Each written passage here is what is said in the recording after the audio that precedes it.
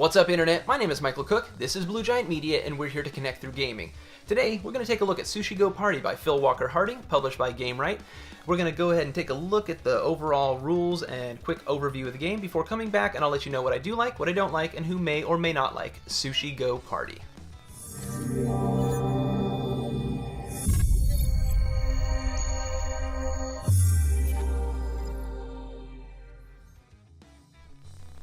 Alright, so I have Sushi Go Party set up using the Dinner for Two recommended setup. You can see there's a whole bunch of different setups you can choose from.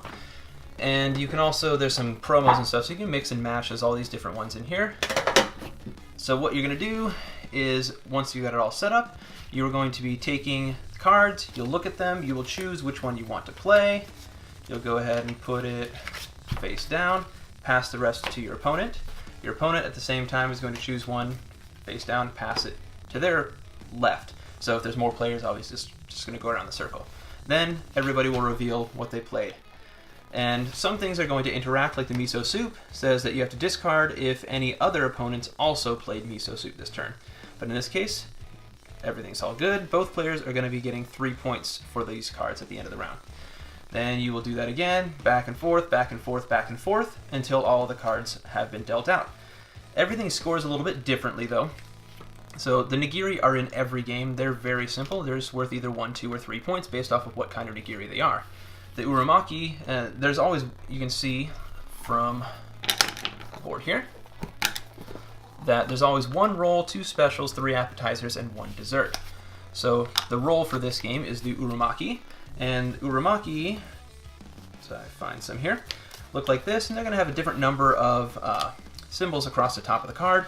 And basically, this is the only one that is actually going to score points during the game. And I just realized now that I forgot to put out some score markers, which are these cute little sushi soy sauce bits, bottles.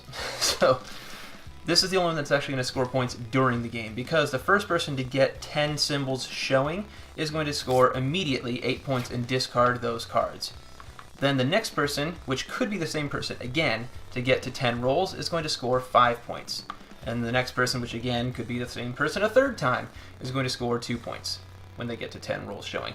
If no one gets it at the end of the game, whoever's got the most of them showing will get first, and etc., etc., etc. The next one, for example, let's see, we've got onigiri. There's 4 different types of them. There's a round one, there's a flat looking one, there's a square one, there's a triangular one. Basically, if you have only one of them, it's worth 1 point. If you have 2 of the same ones, well, it's still worth just 1 point. You want to have different types, you want variety. If you have all 4 different shapes, you're going to score 16 points. Then special order, what that's going to let you do is it copies a card that you already have in play. So let's say you've got a squid nigiri in play. You can go ahead and play the special order. You're going to sit it down next to the squid nigiri to show that it is a squid nigiri. So then miso soup I talked about. Tofu, if you have 1 of them, it's worth 2 points. If you have 2 of them, it's worth 6 points. If you have 3 or more, though, it's worth no points. So you don't want to overload on tofu. The only thing that's different then is the desserts, because as you can see here, in a 2 to 5 player game, in round 1, there will only be 5 of them mixed into this whole deck. And as each of the 3 rounds go by, because you're going to play through 3 rounds of playing all 10 cards if you're in a 2-player game, fewer cards with more players, then you will only score the desserts at the end of the game. So you're going to keep the dessert cards from round to round to round, as a little bit more is going to be added into the deck each round. And at the end of the 3rd round, that's when the fruit is going to score. And they all score different ways. For instance, the fruit is going to score, you can see there's 3 different symbols that can be showing on cards. There's always 2 symbols showing, sometimes the same, sometimes different. But at the end of the game, you're going to look at each of those 3 types of fruit, the watermelon, the pineapple, and the orange slices, and you're going to score for each of those 3 types of fruit.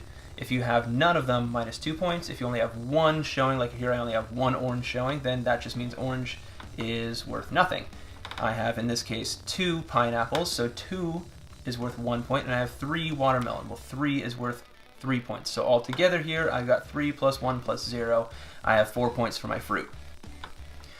So at the end of the, you'll score points at the end of each round, You'll score all of these except for the fruit, and at the end of the third round, you will also score the fruit, and at the end of 3 rounds, whoever has the most points is going to be the winner.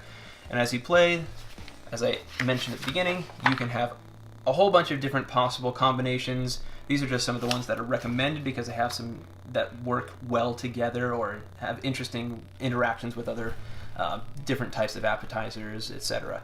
But there's a lot of variability within the box, which is not there in the original Sushi Go pack, which only has 1 setup in it. But that's the game.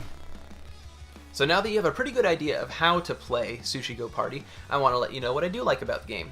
First of all, I think it is one of the best drafting introductory games.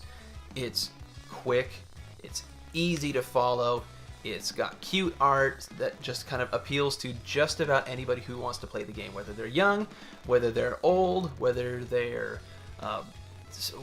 pretty much every demographic is going to enjoy this game. I'm not big on sushi, but I really like the game, and I still think the art's really cute, and it doesn't bother me at all that it's sushi. Whatever, that doesn't bother me. But I really like the game as far as the overall flow, the ease of access, and the kind of just the place it occupies in my collection. It's a go-to. It always goes over well. So I don't think I've really had anybody play the game who's like, that was dumb. I don't ever want to play that again. It just hasn't happened. So always a hit, consistent. So big like for me there. The other thing I like is that this one, compared to the other version, has a much bigger play count, between 2 to 8 rather than 2 to 5. And also there's a lot more replayability and variability in the setup in the Sushi Go Party version over the original, just because you have a whole bunch of different options for some of the different categories of food. The production quality is pretty solid too. I don't really like metal tins though, so that's don't like number 1. The other thing that I don't really like is, partially because of the fact I think that it's a metal tin, the board does not like to sit in there very well. I feel like every time I put it in, it's kind of scraping the corners of the board, so that they're slowly just going to get worn down and rounded, and it's going to go down faster than I would like.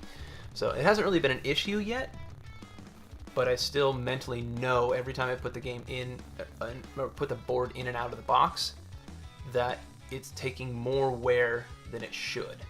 So that's a small thing, but it bothers me.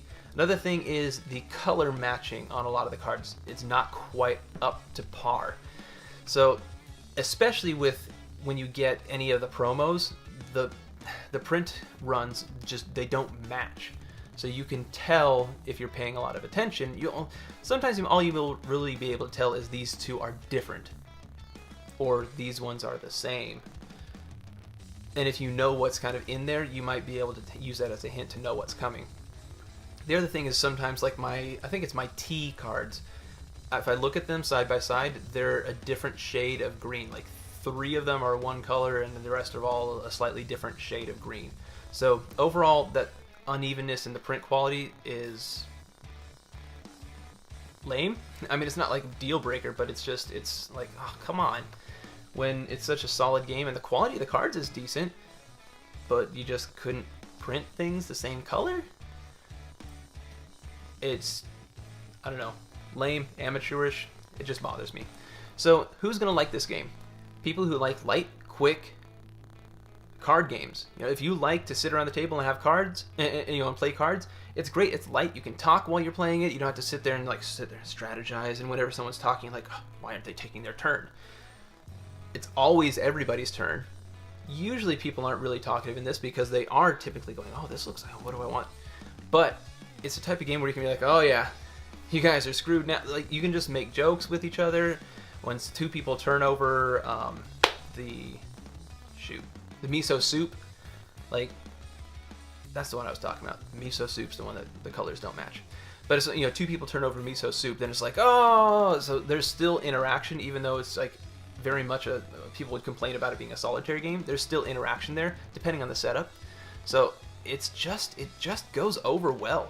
If you like card games, if you like drafting, if you like light games, if you like cute themes, this check. People who aren't going to like this game are those who want more interaction. I mean, really, there's not a whole lot. There's some that score differently. I guess there's a decent amount of ones that score differently based off of who has the most or who has the least. But overall, the player interaction it's kind of dependent on the setup, and I guess maybe that's possibly more of a pro than a con, is the fact that you can kind of tailor it to your group. But I think that people who like a little bit more interaction might see this as kind of a little bit lackluster. So it's also, if you like heavier drafting games, heavier being like, well, I mean, Seven Wonders isn't heavy, but there's a lot of other drafting games that just have a lot more going on for them. It's just a light game. It's a light, quick game, and if you're expecting something other than that, or you only like things other than that, then it's not the game for you. But I think that there's pretty much a spot in most everybody's collection for Sushi Go, or a game very much like it. So I can't recommend too many other things to be above Sushi Go Party. Maybe just ones that are alternatives to it, because it just does what it does so well. So that's pretty much all I have to say, I think.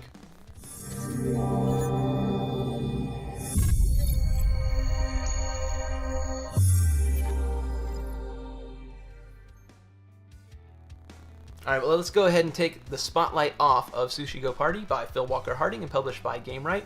If you want to know more about the game, take a look in the description section where you can find a link to my setup and playthrough of Sushi Go Party. And you'll also find a link there to macronovagames.com where you can buy Sushi Go Party and a whole bunch of other great games. Please let me know in the comments section below if you see anything that I missed, something that you want to add, or just comments in general. I'd love to connect with you. And until next time, I want to thank you so much for watching. Please like, share, and subscribe if you like what you see, and have a wonderful day.